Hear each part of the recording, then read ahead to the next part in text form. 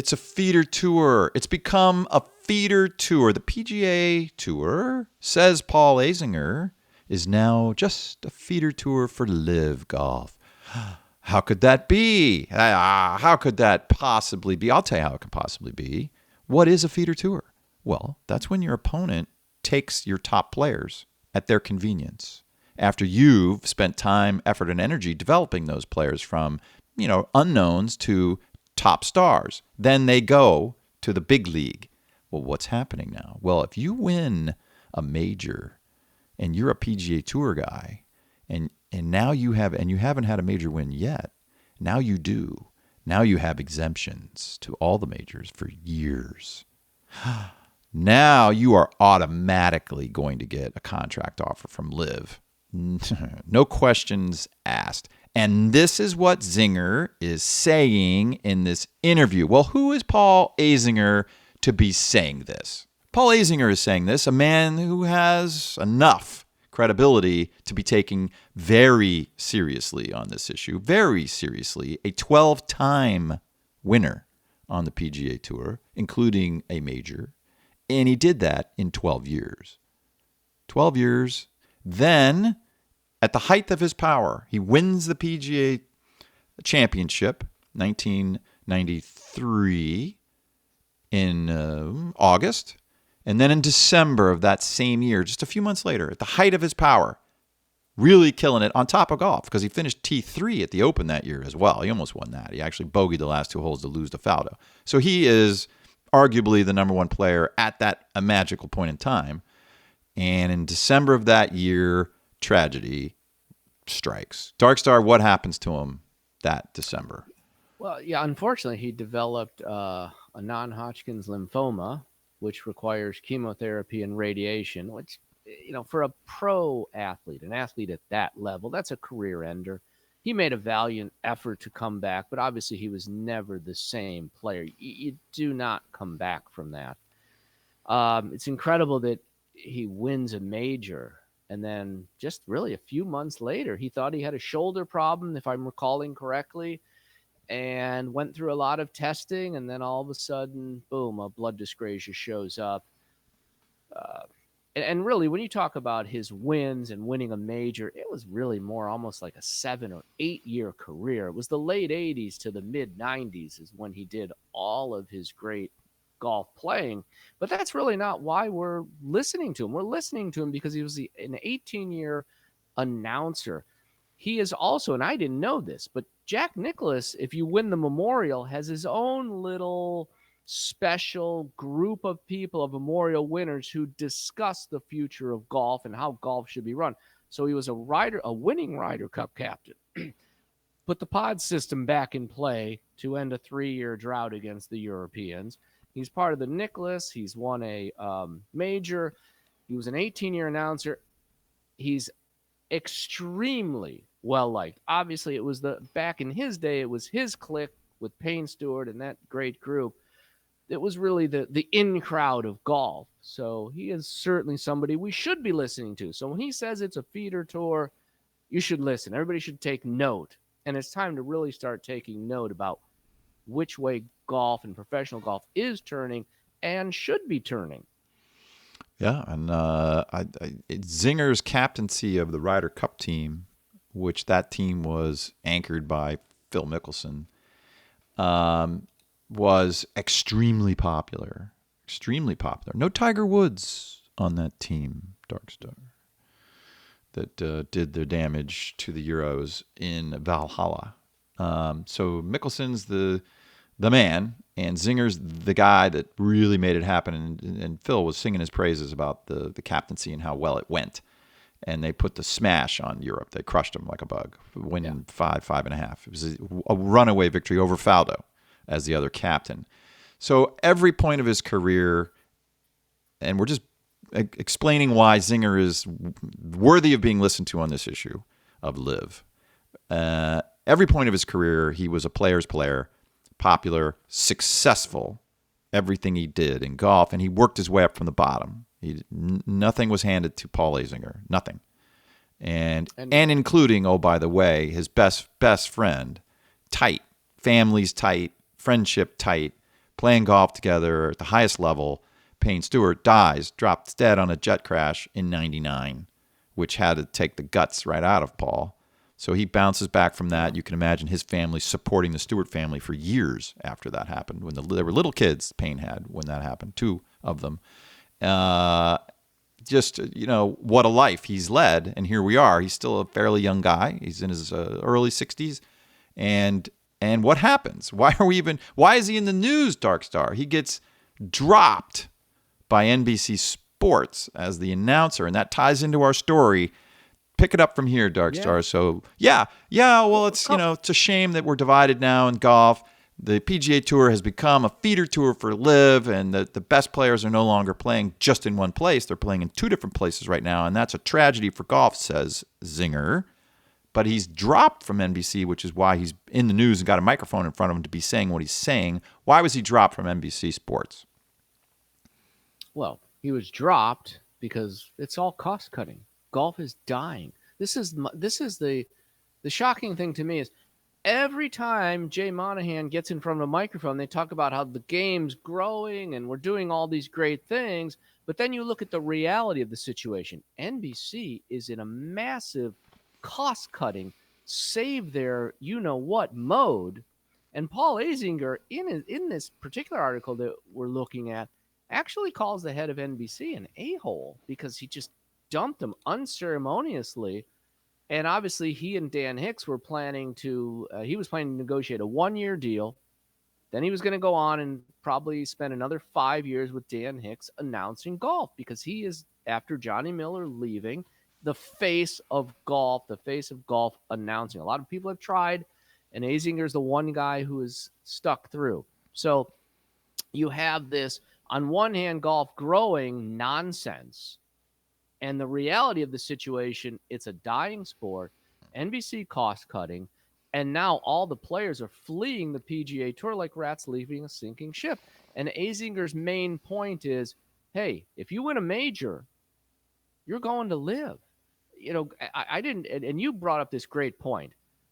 Greg Norman's got to be excited about the Masters because whoever wins the Masters is a prime candidate to go to LIV because you're going to be in all of the majors until they rectify this ridiculous situation, until they come to the realization that, yes, we need one set of events for the top 50 to 75 players in the world, and it looks like it's going to be LIV and the LIV model, and that's Azinger's point.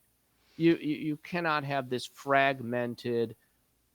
You can't have these minor. Don't call them PGA Tour events. Call them Korn Ferry Tour events. The thing in Mexico was mostly Korn Ferry players and that level. All those other PGA events haven't been won by a top player. So, Azinger's right on the money here. And that's why we're talking about it, because it really goes to show where the game is, the reality of where the game is. NBC's dying. CBS is dying. Nobody's watching it on TV. And,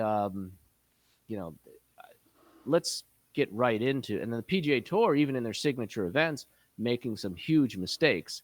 Articles are talking about, well, there's only 69 players at the Arnold Palmer. And since they're there from 7 a.m. till dinner time, it's a ghost town. It's a mausoleum because players are only there for a couple hours practicing. These are the top players. They're not practicing for 8 hours a day. Word that. Yeah. And Zinger is also, he has a front row seat to the business of golf. So coloring his comments are those facts. So he's seeing NBC implode from a sports coverage point of view, not just golf, just sports coverage in general. They're cutting people all over the place. And the guy left in charge is sort of in charge of everything now. He's not a golf guy, Sam Flood.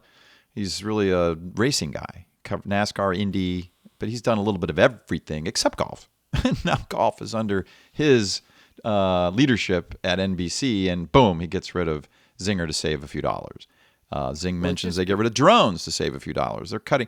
And why do we bring this up? Because you can't have a never been healthier, worth 18 gazillion. What's it worth? $1 trillion now, the PGA Tour. Never been healthier. It's awesome. You can't have that, audience, and have the network that covers it on TV, which is the only place the money comes from, being in free fall. Those two things don't go together. To put it in perspective, when you hear people talk about the tour is worth 12 billion is the number that keeps getting bantered around. If it's worth 12 billion, NBC is worried about saving a few $100,000 on Zinger's contract, because obviously right now they're just auditioning Luke Donald, they're auditioning Kevin Kisner, and they did one of the events where Brandel just was back in Connecticut watching it on TV with the rest of us announcing it.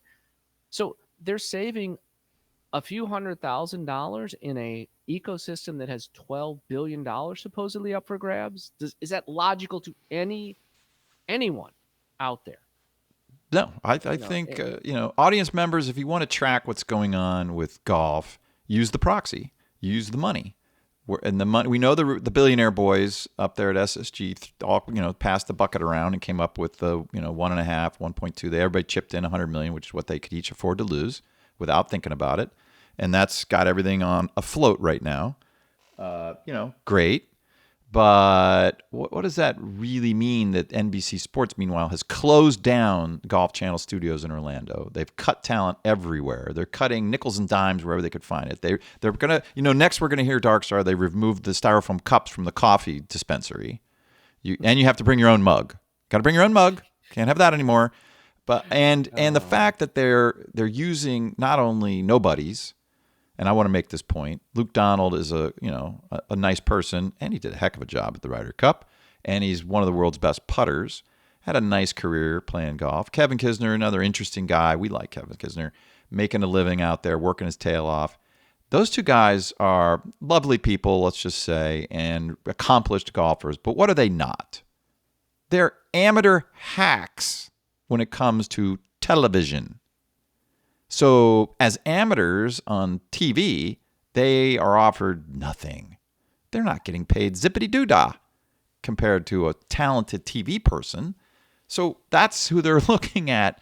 Let's get a couple of cheap guys. You can see the meeting. Yeah, just get rid of Zinger, get a couple of cheap guys. Who cares who it is? And in the meantime, we already have Brandel de Chambly and McGinley. We already have those guys doing Golf Channel stuff. Use them to fill in too. Just use them where you need to. Get a couple of nobodies, and off we go. And damn it, kill another one of those drones, and get the styrofoam cups out of the coffee thing.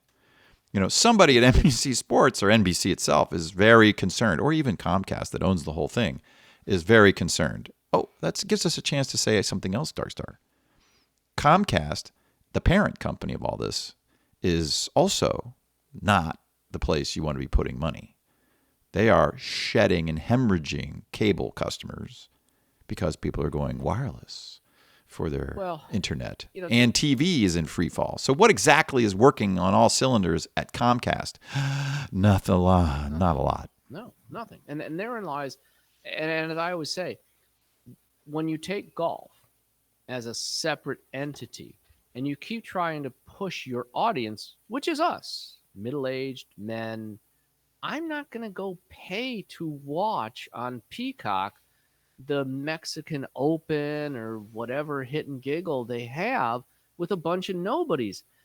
By the way, when these guys are a third my age, and lucky them for being that young and being that talented to be able to play in a PGA Tour event, but I don't know who you are, so I'm not going to spend money on a paid broadcast to watch you versus that LIV free app where I can turn it on at any time and watch what I want, and it just comes right up on my TV now, and I can scroll through like a TV guide and watch it.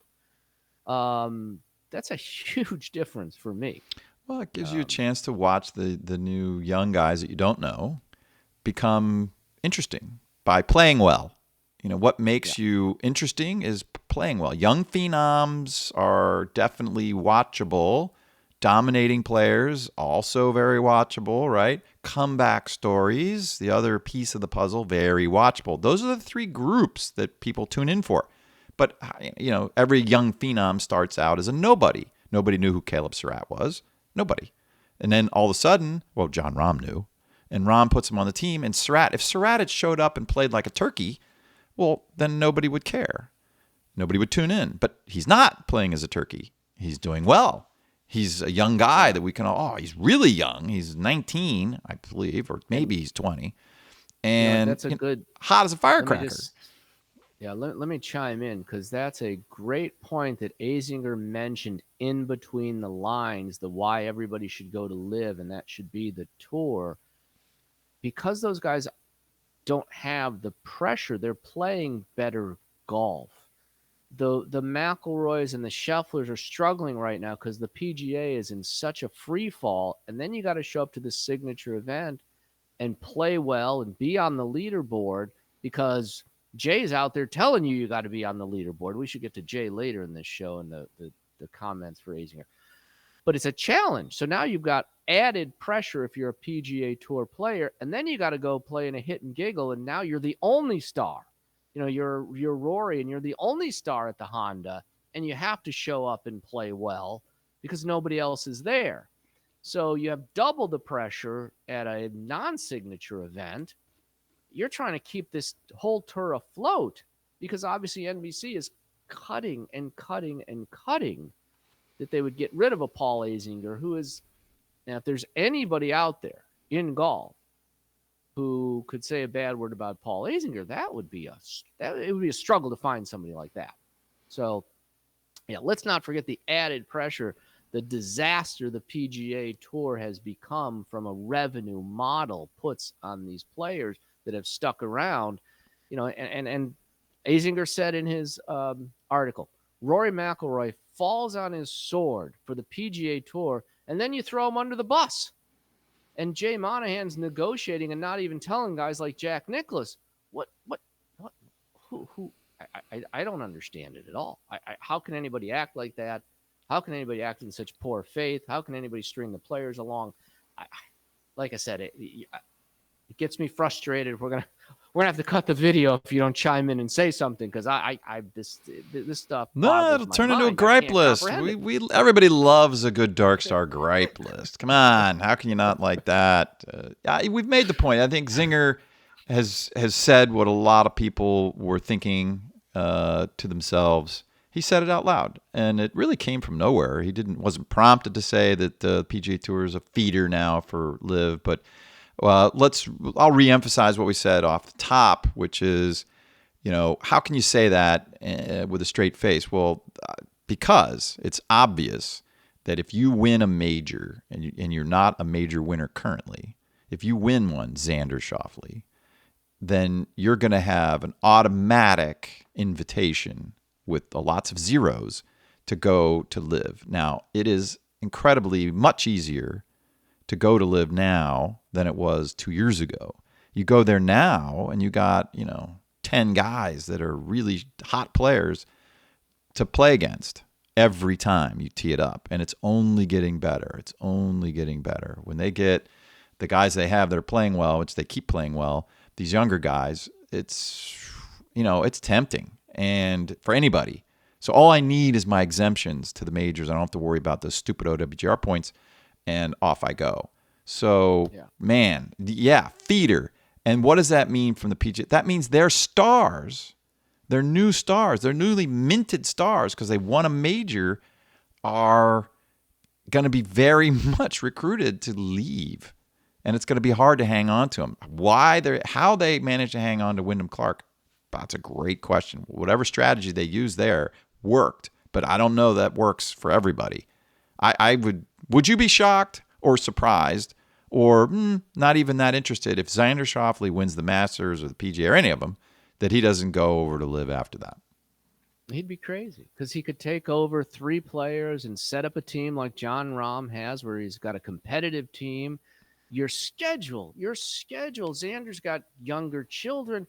Your schedule's incredible. Let's be perfectly honest. Your schedule is designed around the majors. The sad thing is these guys aren't getting in the majors. The only thing that I disagree with in the Zinger article is he talks about all the best players are scattered except for the majors. Well, really all the best players are not in the majors, as we've discussed. But your schedule is designed to win the 4 Super Bowls of golf. And to pass up that, okay, passing it up 2-3 years ago when you didn't know if this thing was going to be afloat for more than a few tournaments is one thing. But to pass it up now when you know the PIF can bankroll this thing for as long as they want, and if they sign you a contract for 5 years, they're going to honor that contract because the however many millions of dollars they give you, they just made in oil money or whatever kind of money they are making by the time you've signed and read by the time your lawyer reads the contract, they've made the however many millions in revenue. So, that it's going to be around. So now it's an easy jump. And if you don't go, you're crazy.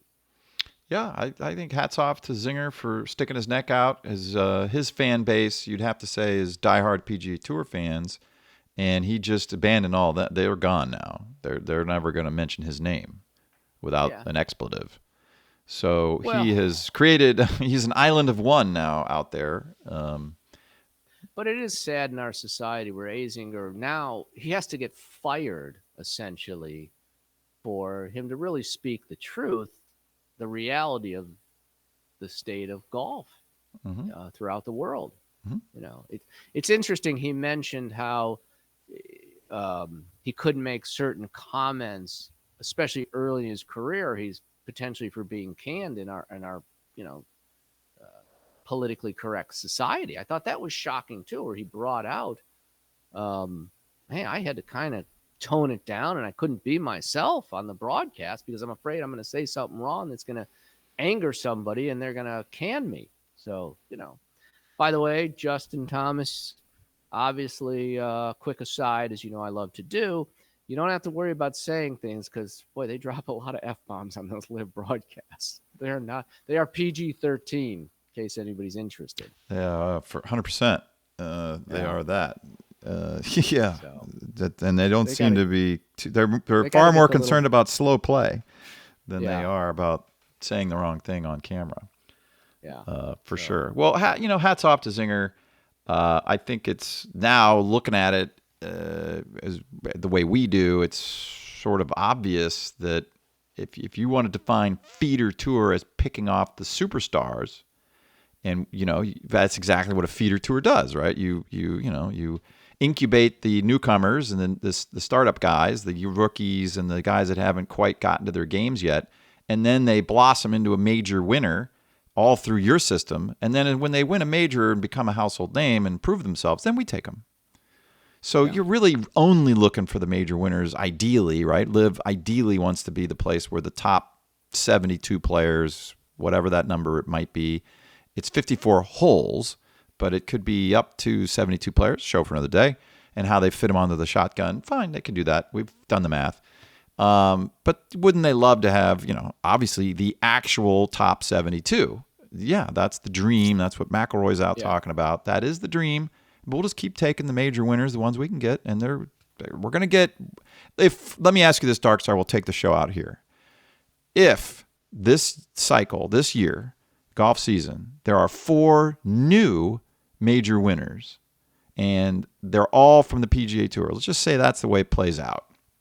No repeat winners. They're all new, and none of them are from LIV. How many of those guys, or let me put it a different way, what are the odds that not a single one of those players is drafted to LIV?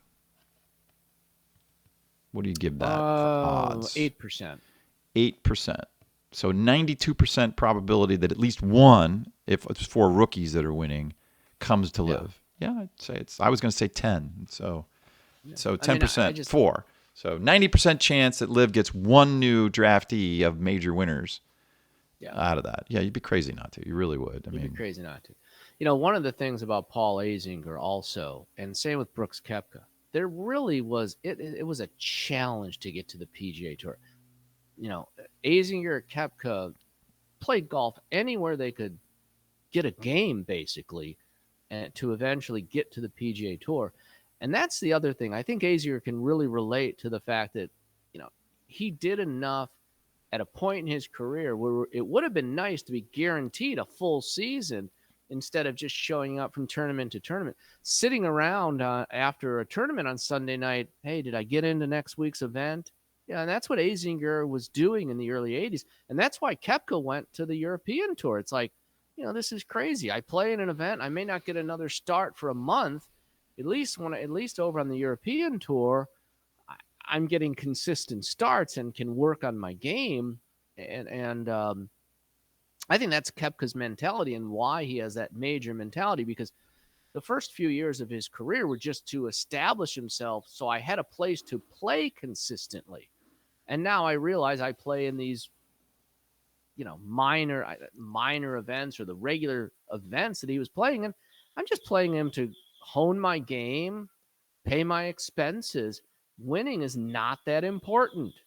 It's, in a sense, my job, but my job is predicated on winning one of those 4 Super Bowls a year. Yeah. And that's a big difference. So when you get that contract on LIV, you now have a place to play, and it takes the pressure off of you.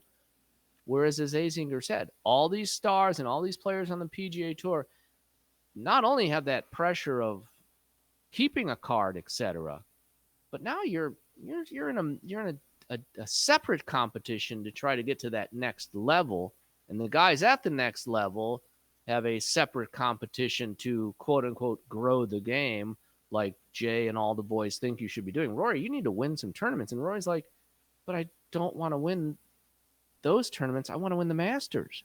So I'm going to go to Europe now so I can focus on my game and come back for the majors. Maybe so. Serves a lot of purposes potentially. Well, I'm going to get out. I'll mention that it is interesting. Show for another day that Brooks Koepka seems reasonably invested in the team element of LIV.